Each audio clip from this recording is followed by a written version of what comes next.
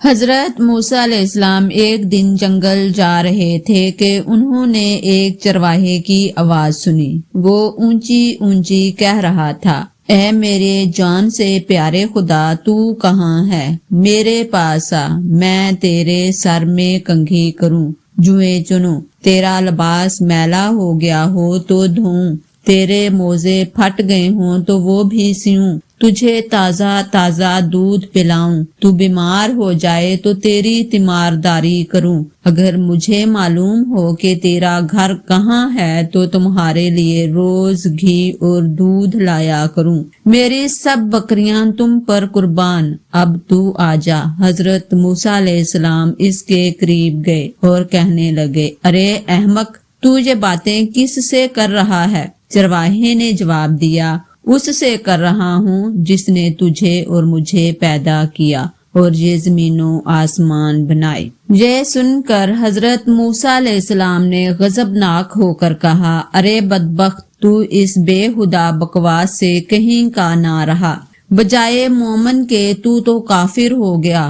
خبردار، ایسی بے معنی اور فضول بکواس بند کر، تیرے اس کفر کی بدبو ساری دنیا میں پھیل گئی۔ ارے بیوقوف، یہ دودھ لسی ہم مخلوق کے لیے ہیں، کپڑوں کے محتاج ہم ہیں، حق تعالیٰ ان حاجتوں سے بے نیاز ہے، نہ وہ بیمار پڑتا ہے، نہ اسے تیمارداری کی ضرورت ہے، نہ اس کا کوئی رشتہ دار ہے، توبہ کر اور اس سے ڈر۔ حضرت موسیٰ علیہ السلام کے غیظ و غضب میں بھرے یہ الفاظ سن کر چرواہے کے اوسان خطا ہو گئے اور وہ خوف سے تھر تھر کانپنے لگا، چہرہ زرد ہو گیا اور بولا، اے خدا کے جلیل القدر نبی، تو نے ایسی بات کہی کہ میرا منہ ہمیشہ کے لیے بند ہو گیا اور مارے ندامت کے میری جان ہلاکت میں پڑ گئی۔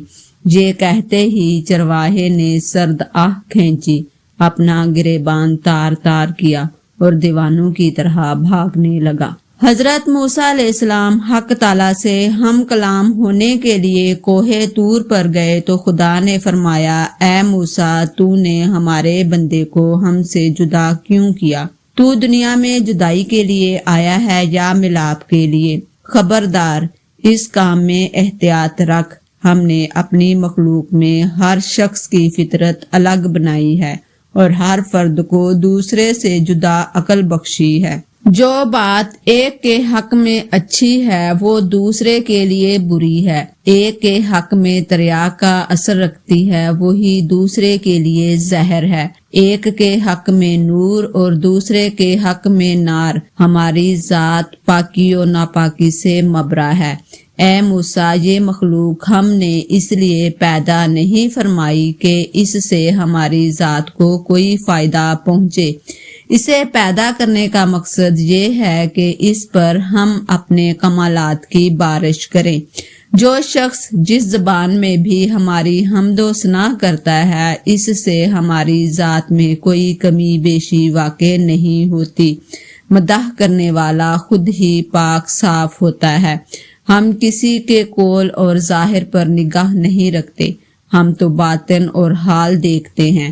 اے موسیٰ، خرد مندوں کے آداب اور ہیں، دل جلوں اور جان ہاروں کے آداب اور۔ حضرت موسیٰ نے جب خدا کا یہ عتاب آمیز خطاب سنا تو سخت پشیمان ہوئے اور بارگاہ الہی میں نہایت ندامت اور شرمساری سے معافی مانگی۔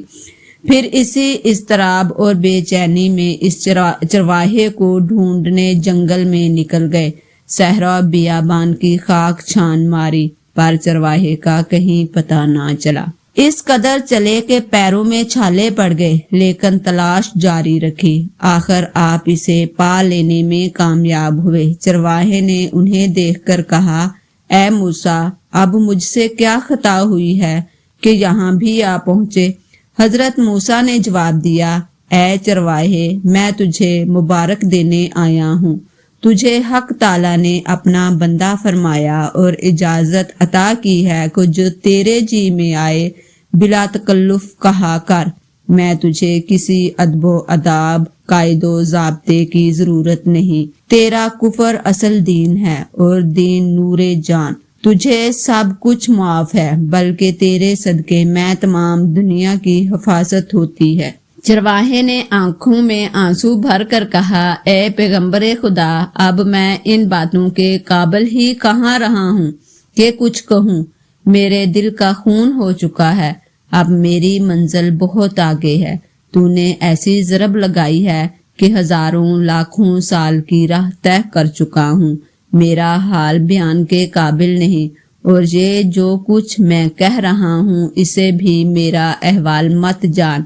मौलाना रूमी इस हकायत से माँ हासिल ये निकालते हैं कि ऐ शख्स जो तू हक ताला की हम्दो सना बयान करता है, क्या समझता है तू तो इब्तदा से इंतहा तक नाकिस, तेरा हालो काल भी नाकिस। ये महज इस परवरदिगार रहमानो करीम का करम है कि वो तेरे नाकस और गंदे तोहफे भी कबूल फरमाता है।